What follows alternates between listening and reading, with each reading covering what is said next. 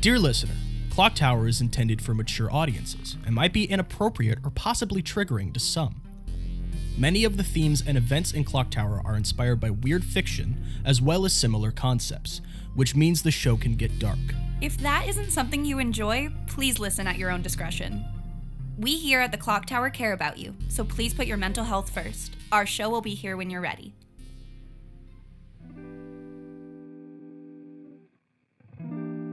Welcome to another episode of ClockTower, a D&D 5e experience. For those of you familiar with 5th edition, keep in mind that all of our players are playing a custom class called the ClockTower Agent. We also play with a lot of house rules in our games that we as a group collectively enjoy. We explain these rules as they come up, so if you're just joining us, you may need to listen to previous episodes just to clear up any confusion. Well, I hope you enjoyed this episode, and welcome to the ClockTower.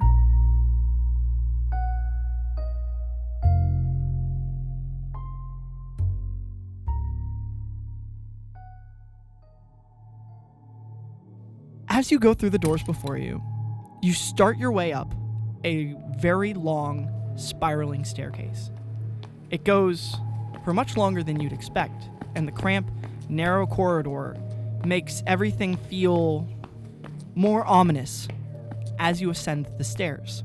At its top, you see a brief landing, which the only entrance seems to be two very heavy and well-engraved doors with intricate designs on them, the most prominent of which seems to be the same depiction of the giant owl that you saw on top of the clock tower in the main lobby. A faint, glowing light can be seen flickering underneath the door. You assume it's the same light that you saw in the window from outside of this castle. We're doing this, right? Gotta find answers. Yeah, we gotta do this. Reagan puts his hand on his gun and nods.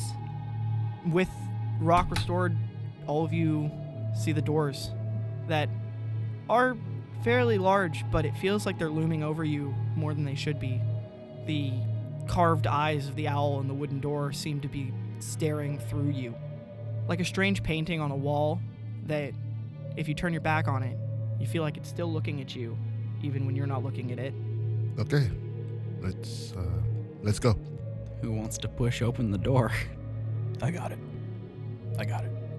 And Rock will put their hand on the door and slowly push it open. As you start to push on the door with one hand, you realize that it actually takes both and a considerable amount of effort to push the door open. And as you do so, you feel this burst of air that smells like an old library. The smell of dusty books, and there's this sort of contained other atmosphere of this room that washes out as you open the two doors. And immediately in front of you is a room that seems that it has lavish decorations that are anywhere from carved wooden moldings to a couple paintings of various different scenes that depict mostly the city that you are all in. There's a writing desk, first and foremost, in front of you that is covered in tons of different papers and has a candle burning on it. Right next to the candle is a small globe, much like the one that you saw in the Gray City. And on either side of this writing desk, there is a staircase that spirals up, much like the library section in the clock tower itself, that leads up to a bunch of shelves that have countless amounts of books on them, and there is somebody currently standing at the sort of balcony that overlooks that desk and all of you, with their back turned to all of you, seems to be reading a book, and you see blue hair pulled back into a tight ponytail behind them, and very well-maintained robes that are black and blue. And the book shuts, and you hear the voice say, "Hello. I assume all of you have come for the globe." As all of you look to each other, unsure of who should speak first, they quietly put the book back on the shelf and turn around to all of you. And you see what looks like Lawrence, Lily, Lucas, all of the different sort of avatars of this owl that you've seen before, but they look a little older. There's well-worn lines on their face and dark bags under their eyes as if they haven't slept in a long time. And they, with an exhausted expression, lean over the railing of the banister, the balcony that they're now on, and they gesture down to the globe. And they say, It's right there. You can do with it what you will. I don't think there's anything really left here worth saving. Maybe a few camps of survivors tucked in the cracks here and there, but the outbreak is most assuredly transferred to the entire world by now. I don't know that there's more than 100 people left alive in the entire world. Jaeger's face is thunderstruck. He's staring at this figure and he doesn't see them. He sees Lily looking back at him, but far more of that entity than Lily itself. And as he does so, his kind of draws his mouth back up out of the awe that was in and just sort of mumbles almost under his breath, It was you. Did you do this to this place? That's a rather complicated question, isn't it? Did I do this? I suppose when you really look at it, I did. It wasn't intentional, mind you. There's just the people in charge of this city wanted knowledge, progress. There were things from between the cracks that slipped through.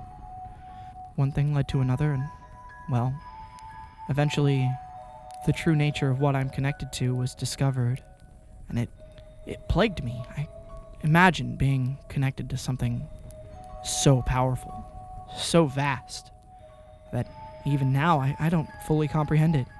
But I suppose, though our intentions, I believe, were admirable, well, I suppose you are familiar with the adage of...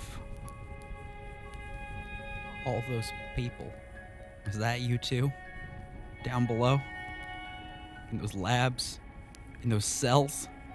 Personally, no. I only met or spoke to a few of them, but I gave the people of this world the tools they needed to do it, to catch them, to learn more, and I myself, I reveled in discovering more about those things. Things like all of you. So I suppose it is my fault. I don't know what to say to you. I don't know if I should be appalled or pity you, honestly. But what I do know is you have information we need. Who is the person who came here before us? I see. To be honest with you, I don't know. I met them, and he destroyed all of the research in the lab. That much I know, he made clear. He was looking for something, and asked me for it. Something to do with a light, another thing from between the cracks. I wanted to ask him more questions. Of course he did. Reagan grits his teeth and shakes his head. What happened to the people here? What was the outbreak? The mages of this world were studying things. After the first outsider came, the outsider worked with the mages to try and figure out more about the problem. There was a creature here, and the outsider was after it. The outsider enlisted my help, and I was already deeply entrenched in this mages school. The outsider let some of the higher mages study their watch in hopes that they might be able to understand more about their purpose. And from that, everything was born. All terrible things come out of good intentions. Let me guess. After a while, you figured the watch has given us all it needs.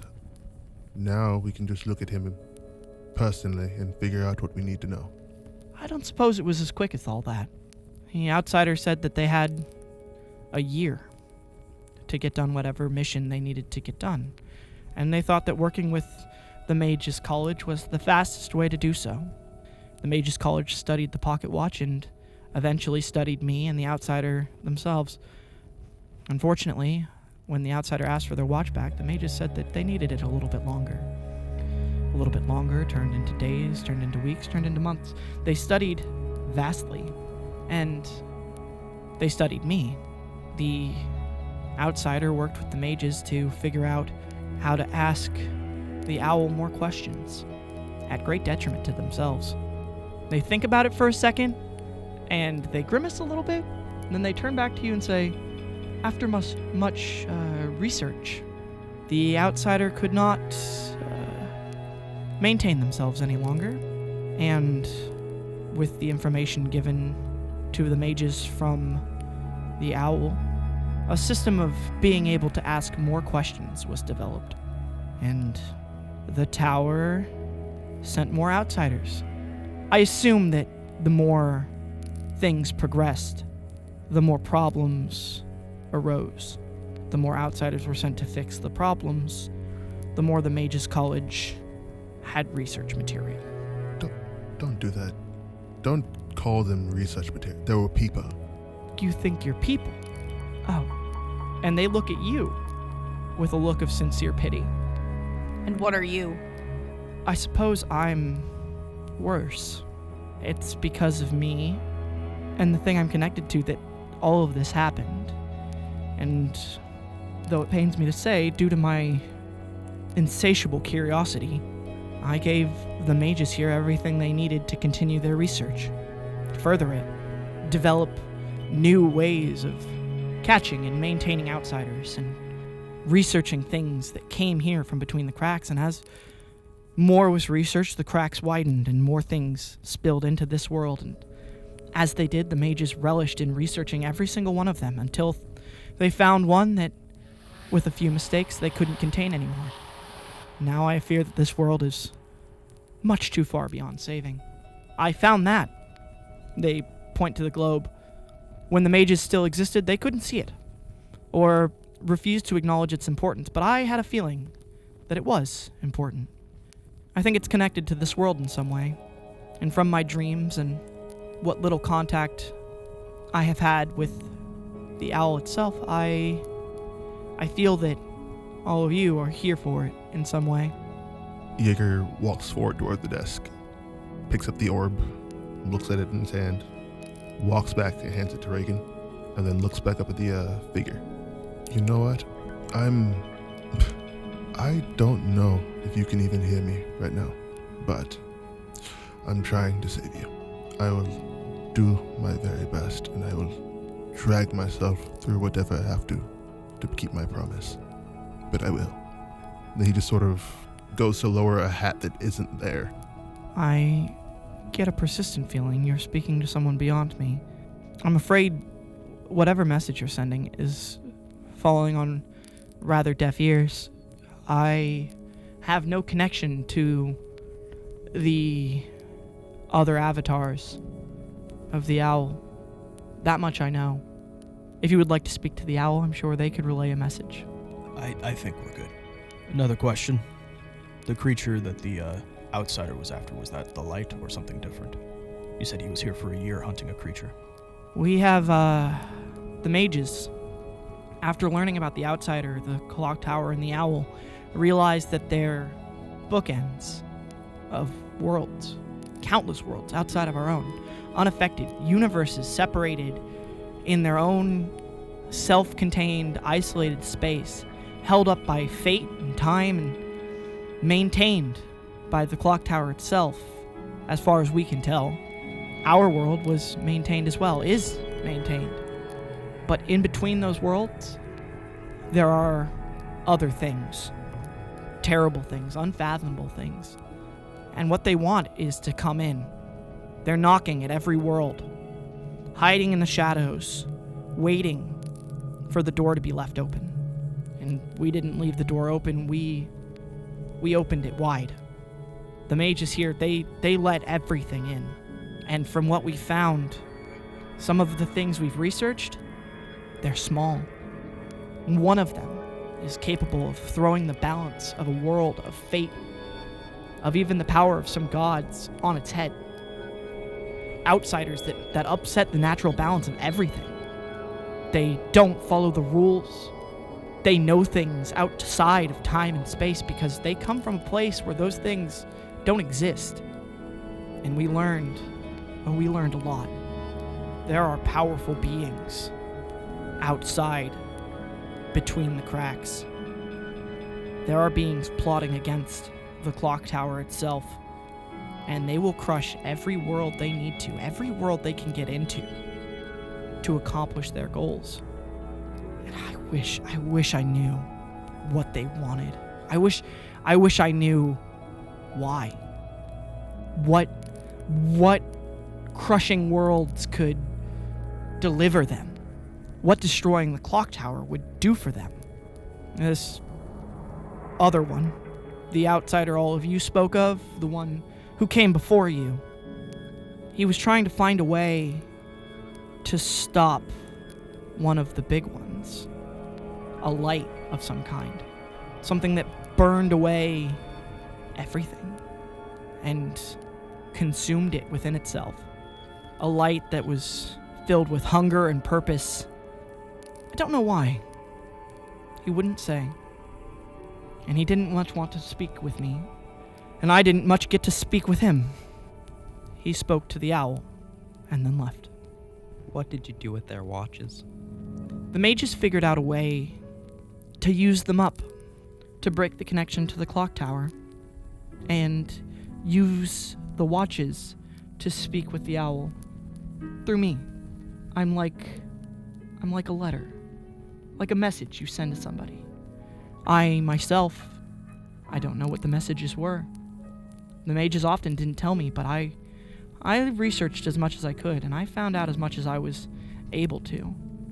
I'm not able to leave this tower. There are wards on the door that prevent me from doing so.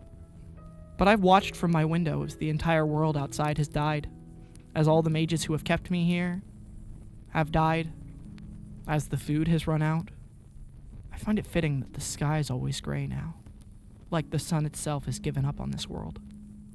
I don't know when it happened, but I am the villain of this world. Without me, the mages could not have enacted their evils.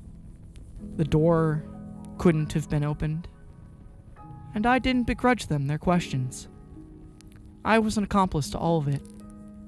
If I could go back like all of you, I think I would do things differently. But even you are all limited. I guess we're all limited. As much as I want to leave you here, because we can leave you trapped in this world, trapped in this room with nothing else, forever if we wanted to. I still find it in me from all those other avatars, from all those people who I knew, for all those agents who you call research material. I would like to think that they would want you to go back to where you came from. As far as I'm aware, I came from here. I'm not an outsider. I was born in this world and raised a few years before the first outsider came. I was much younger than I am now when I met that first outsider, the first one who caused all of this in hopes of stopping it. I guess this is what happens. They say that forbidden knowledge is forbidden for a reason. I guess this is the reason, isn't it? This is what happens when the balance is upset. When worlds can't sustain themselves anymore, the things outside of them, the wall, the protection that we all live in our whole lives without realizing. When it's gone, it's over. The veil's lifted. And those that are left in the remains of what could even hardly be considered a world anymore. And all of the people of this world, whatever that thing is that started all of this, those remnants out there, their rage and pain and suffering, that's all they do. That's all they are, and all they want to enact on other people. And if I could leave this tower, I think I would let them come. if anyone in this world deserves that fate, it's me. I think it's time, Reagan. I think it's time. To those poor souls who we doom with you, I am so sorry. Who are still alive, because we've met them. We've died to these monsters again and again. We've saved those people. We've given them hope. For nothing. Because that's what we do. I don't even know what we do. Reagan, with the globe in hand, picks a side of the staircase to climb up. The person at the top of the balcony looks nervous as Reagan is ascending the staircase and says, "Nothing I can say can take back everything that I've done, everything that's happened to this world and the people here.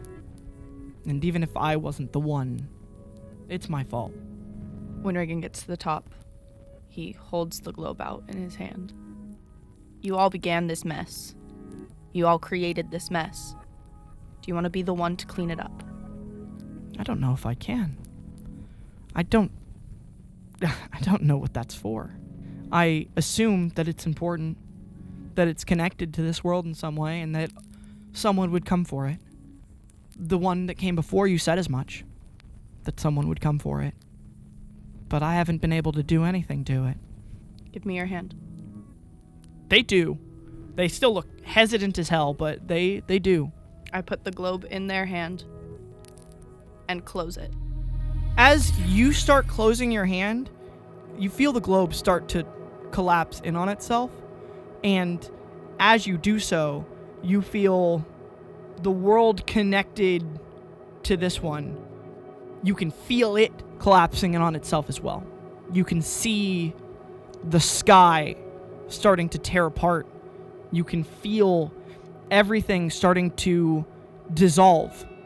As you close your hand on the globe, you can see the hopeless adventurers, the three of them standing around the campfire as a wave of relief, and in a moment they're all gone.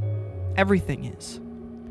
Usually, when you complete a mission, you feel that wave wash over you, and you wake up in the clock tower. But for the briefest moment, as you crush the globe and your hand is in the hand of this person, of this avatar of the owl, you see not the person you were looking at before, but someone with strange, dark eyes that look like the void of space. And they stare at you in that frozen moment as the world collapses around. And they say, "What difference would it really make? And are you any different? You and all of your friends." I suppose this is easier than feeding someone to a snake, isn't it? As they start to dust away, and you start to feel that wave washing over you. And you feel that in that moment, for a moment, you felt how large the being you were speaking with was. How vast its expanse was.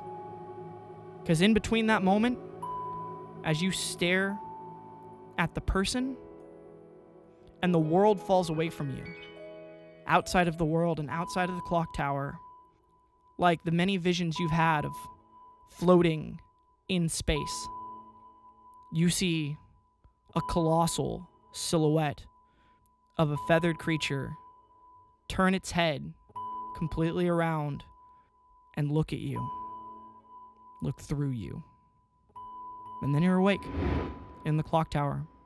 The world gone, the globe added to the shelf, and more questions than answers.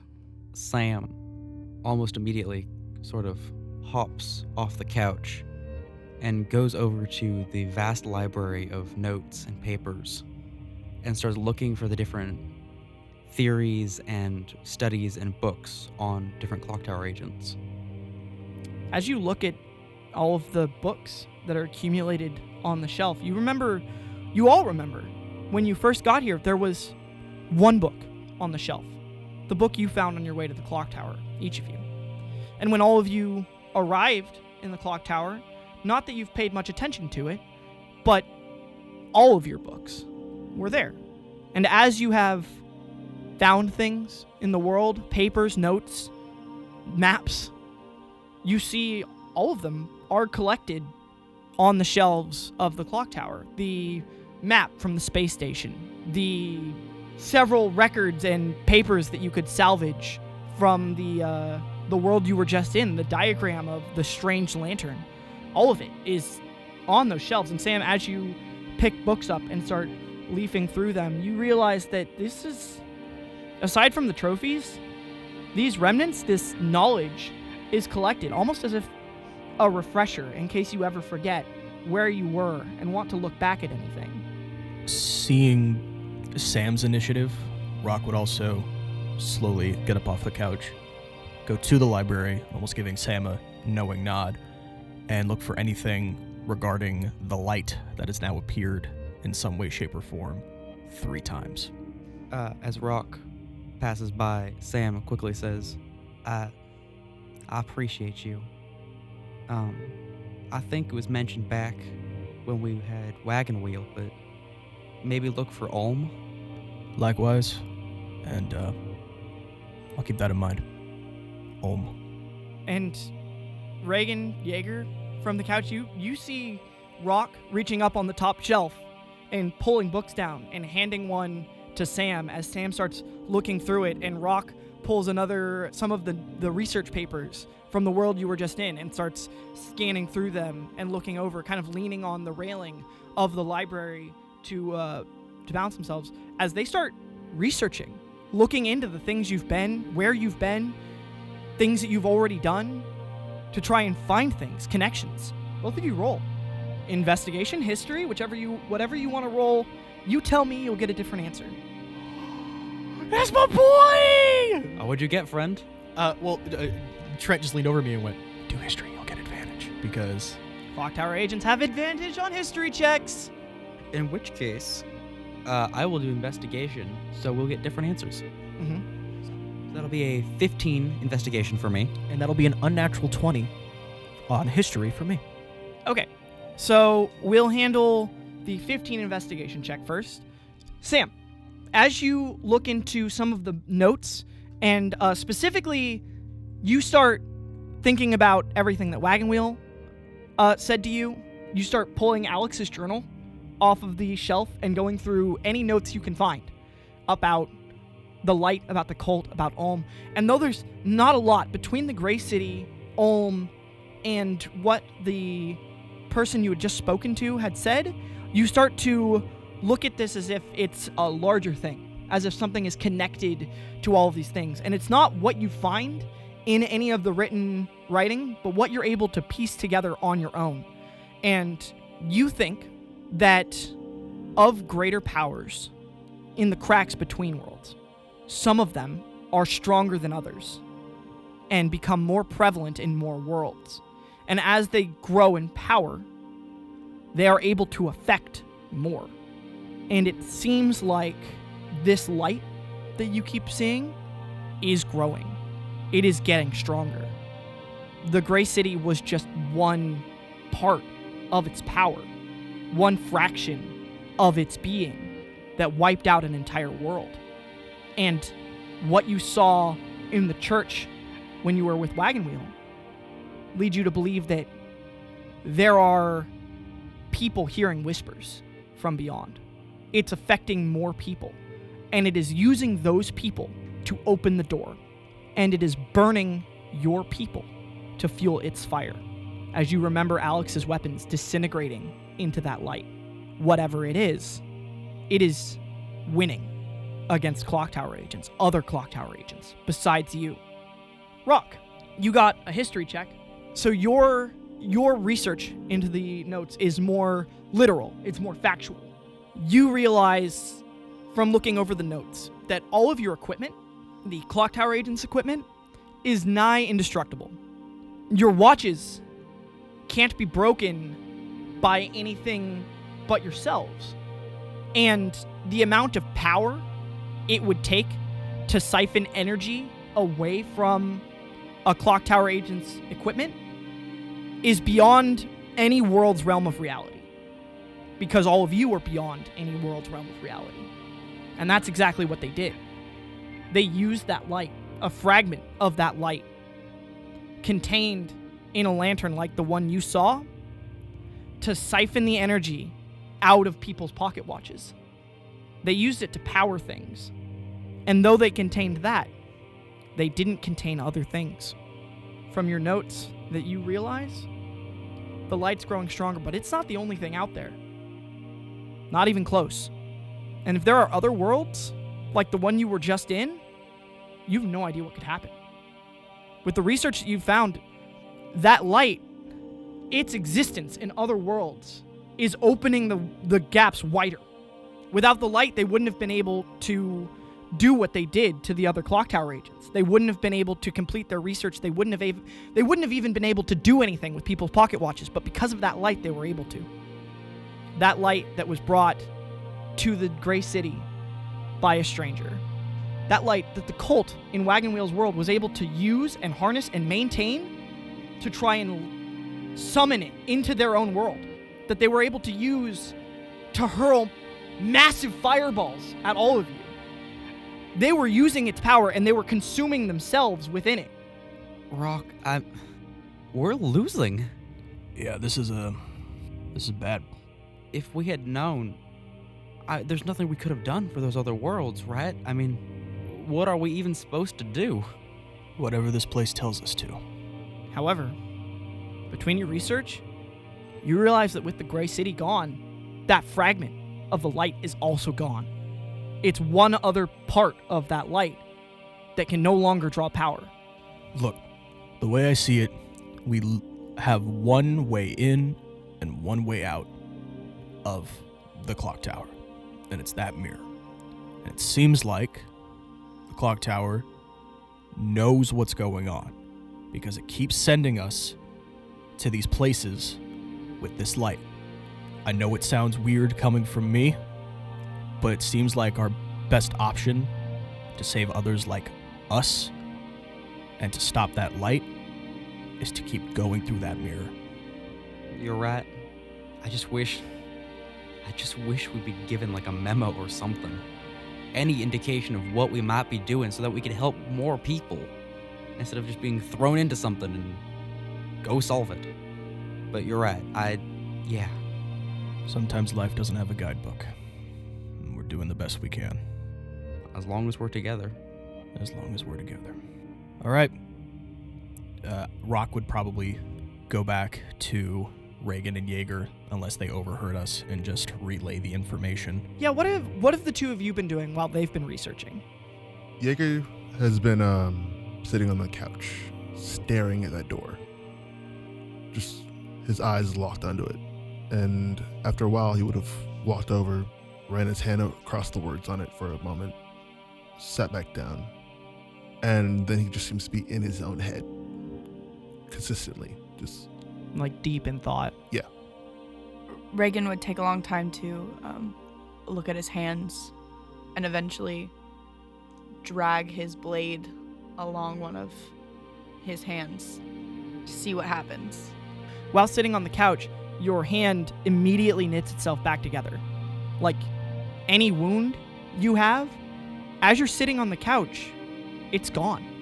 Even all of the horrible things you've just witnessed, it feels easier to process while sitting on this couch. It feels like it's your starting point, your resting point.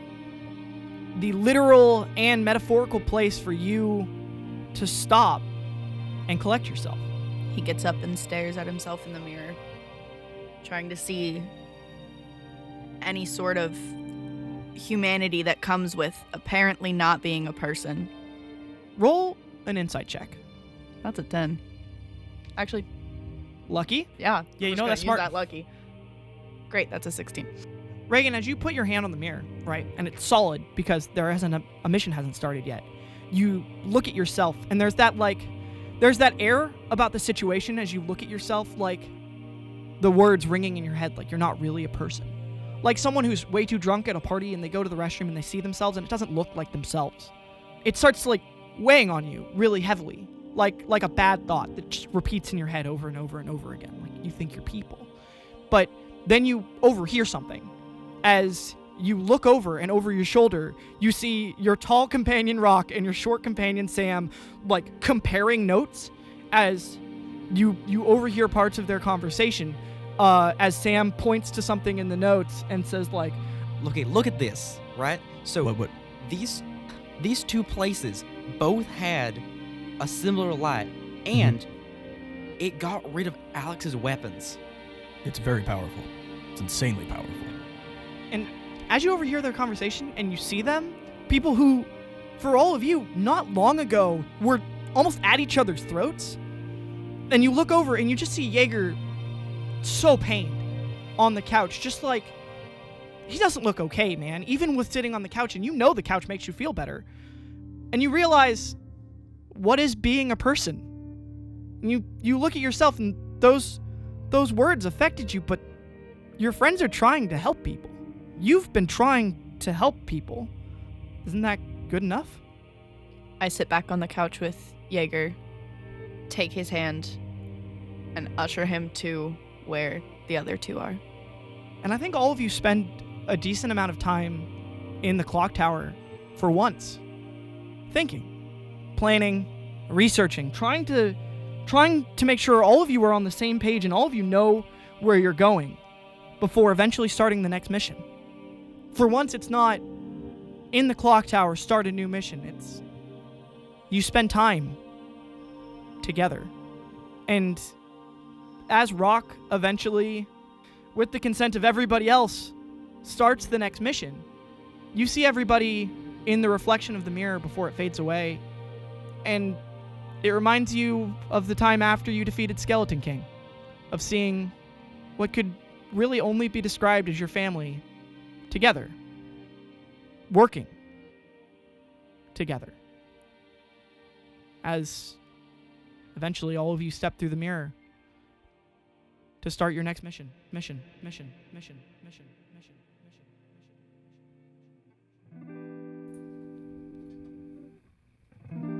Hey, Ellie again. Thank you for listening. As always, I'd like to thank our producer, Who's, at who's.music, and our Dead Air team for making the episodes what they are. I would also like to thank Alpha Lupine Images, our sponsor, for donating the equipment to help us make more content with better quality. Thank you to Darbii, Cal, Parker, and Trent for their great performances. As always, thanks again for listening. We have another bonus episode, Shattered Mirror Sam, releasing this upcoming Friday, the 13th. Our regular episode, episode 31, will release the following Friday, August 20th. Until then, time's ticking. See you in the ClockTower.